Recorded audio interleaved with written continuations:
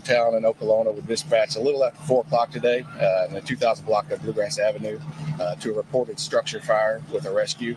Our crews arrived on scene within 6 minutes and found heavy fire and smoke coming from the front of the building. There was one victim that was rescued from the home.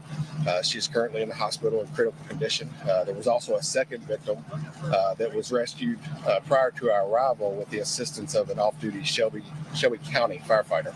Do you know what the potential cause that led up to this fire is? It's still under investigation, but obviously, and I don't want to point to any particular direction, but when it gets cold like this, space heaters are oftentimes a cause of fires in this time of year.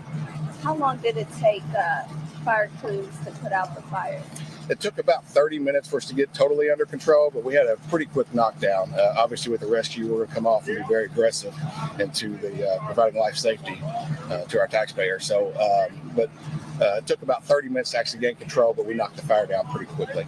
And going back to what you said, mainly around the winter time, space heaters could be the cause. I guess what's your advice to families during this time?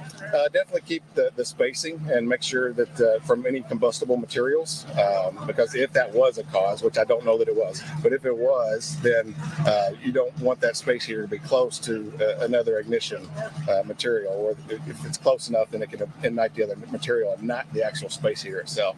Another thing you see is wiring. A lot of times people will run extension cords to a space heater, and that it's just not, those extension cords aren't meant to hold that amperage coming through the wire itself.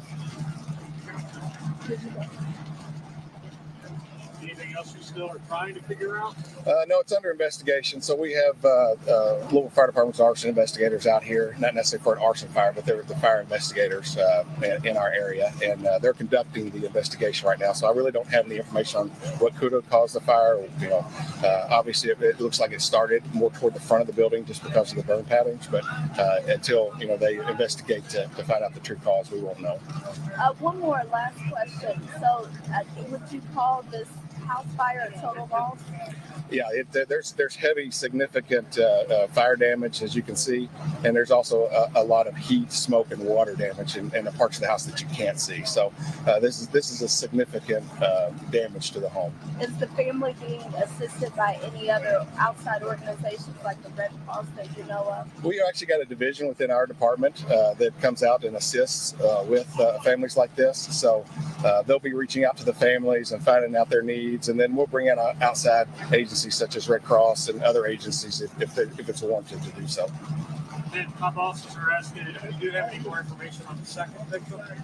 What all did you have there? The first victim is in critical condition at the hospital.